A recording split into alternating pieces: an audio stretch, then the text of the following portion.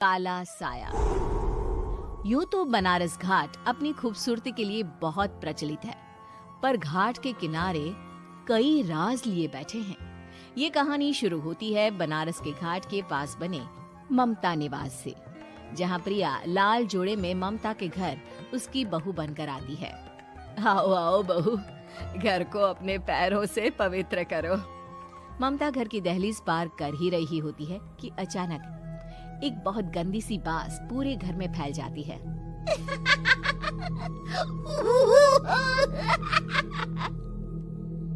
ये बदबू और ये आवाजें, ये कौन हंस रहा है माँ? अब ये पड़ोसी ना हमारे थोड़े अलग से है। कहाँ हम शाकाहारी और ये मांस मच्छी खाने वाले। छोड़, तू ध्यान मत दे और गृह प्रवेश कर। और हाँ बहू, अपनी सास की एक बात हमेशा याद रखना, इन पड़ोसियों से तो कभी बात नहीं करेगी। अच्छे लोग नहीं है ये। अपनी सास की ये बात मानेगी ना बेटा? हाँ माँ, जो आपकी मर्जी, मैं उनसे बात नहीं करूंगी। अगले दिन प्रिया अपनी पहली रसोई बनाने रसोई घर में जाती है। ये छोकी बात तो नाक में जा रही है। एक काम करती हूँ, खिड़की खोल देती हूँ। प्रिया खिड़की खोलने जाती है। इतने जाले, लगता है इस खिड़की को कभी खोला ही नहीं गया। पर ऐसा क्यों? ओह, नॉन वेज की स्मेल आती होगी ना। 2 मिनट के लिए खोल लेती हूँ, फिर बंद कर दूंगी। प्रिया खिड़की खोलती है। खिड़की खोलते ही उसकी नजर सामने वाले घर की खिड़की पर पड़ती है, जहाँ एक लड़की खड़ी होती है। हाथों में मेहंदी, लाल रंग की साड़ी, बिल्कुल सजी धजी, मानो प्रिया की तरह ही वो भी नई नवेली बहू हो। वो प्रिया को देखकर मुस्कुराती है। हे भगवान, माँ ने तो इनसे बात करने को मना किया था। प्रिया फौरन ही खिड़की बंद कर देती है और तवे पर चढ़े रोटी की ओर देखने लगती है, पर वहाँ रोटी न होकर मछली पड़ी होती है। ये क्या? पहली ही रसोई में इतनी बड़ी गलती। हे भगवान, अब मैं क्या करूं? प्रिया बहुत डर जाती है और फौरन रसोई की सफाई करने और फिर सभी के लिए खाना बनाने लग जाती है। जब वो सबको खाना परोसती है, सब तो ठीक है, मैं बेकार में चिंता कर रही थी। हे भगवान, ऐसे ही बस अपनी कृपा बनाए रखना। रात के वक्त जब सब सो रहे होते हैं, तब प्रिया को पायल की आवाज सुनाई देती है, जिससे उसकी आंख खुल जाती है। ये पायल की आवाज कहाँ से आ रही है? प्रिया उठकर उस आवाज के पीछे छत की सीढ़ियों तक जाती है। तभी उसे बच्चे के रोने की आवाज आती है। प्रिया छत पर जाती है तो क्या देखती है? वही लाल साड़ी वाली लड़की अपनी गोद में एक नवजात बच्चे को घुमा घुमा कर सुला रही है। तभी प्रिया की नजर उसके पेट पर पड़ती है। ओह गॉड, ये तो प्रेग्नेंट भी है। सुनिए, बच्चा सो नहीं रहा है क्या? मैं कुछ मदद करूं? नहीं नहीं, आपके घर वालों को अच्छा नहीं लगेगा, मैं संभाल लूंगी। स्नेहा की गोद से बच्चा हाथ मारकर प्रिया की गोद में आने को छटपटाने लगता है। दोनों घर अगल बगल में बने होने के कारण प्रिया उस बच्चे को गोद में ले लेती है। प्रिया के पास आते ही वो सो जाता है। बच्चे का वो स्पर्श रात भर प्रिया भूल नहीं पाती और अगली सुबह वो छत पर कपड़े सुखा रही होती है। तभी उसे एक औरत इशारा करके बुलाती है। स्नेहा कह रही थी बाबू तुम्हारी गोद में आते ही सो गया। मैं गौरी, स्नेहा की माँ हूँ।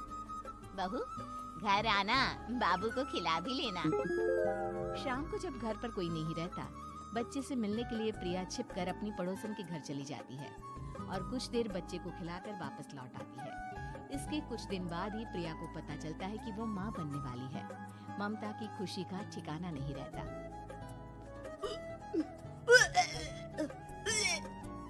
माँ जी, पता नहीं क्यों उल्टी आ रही है। प्रिया भागती हुई वॉशरूम में जाती है तो हरे और लाल रंग की उल्टी करती है। उस उल्टी में से कीड़े निकलते हैं। ये क्या? खून और ये कीड़े! माँ! माँ! प्रिया की आवाज सुनकर ममता दौड़ कर आती है, पर बेसिन में कुछ नहीं होता। प्रिया हक्की बक्की रह जाती है। ये सब क्या हो रहा है? प्रिया घबरा जाती है और अपने कमरे में जाकर सो जाती है। डर के कारण वो इतनी थक जाती है कि उसकी आंख लग जाती है। तब उसे ऐसा लगता है उसके पेट पर मानो कोई बैठा हुआ हो। कौन हो? प्रिया के पेट पर एक 5 महीने की बच्ची बैठी हुई थी, जो बुरी तरह जली हुई थी। माँ, तुम ही मुझे लाई ना अपने पेट में। मैं तुम्हारी माँ नहीं हूँ। कौन हो तुम?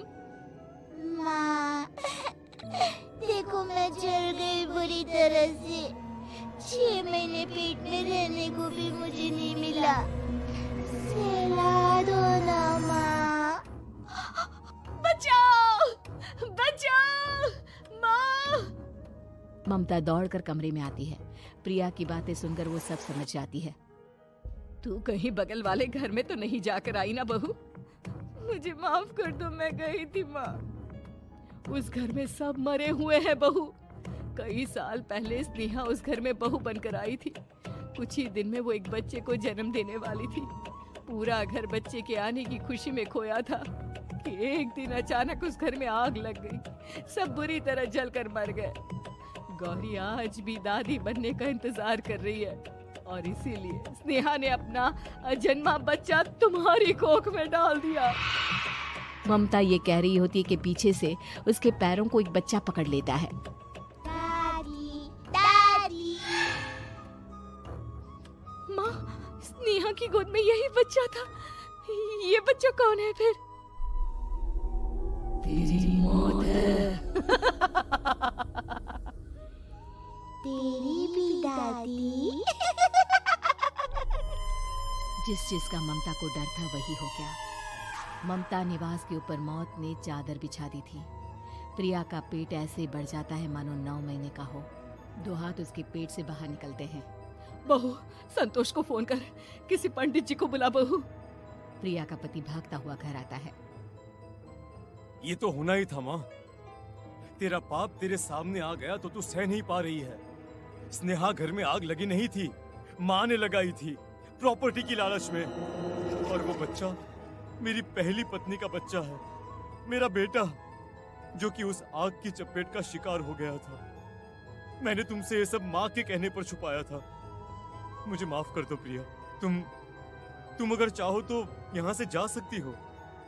मैं तुम्हें किसी भी बंधन में रखना नहीं चाहता। मेरी शादी हुई है आपसे, मैं आपको छोड़ नहीं सकती, पर उससे पहले हमें स्नेहा, उसकी माँ और बच्चे की आत्मा की शांति करवानी होगी। संतोष और ममता गौरी के घर जाते हैं। अंदर सब कुछ जला हुआ होता है। जमीन पर जली हुई लाशें बिखरी हुई थी। ममता रो रो कर अपनी करने की माफी गौरी से मांगती है। प्रिया स्नेहा के घर वालों का अंतिम संस्कार करवा देती है और ममता निवास फिर से आत्माओं के साए से मुक्त हो जाता है।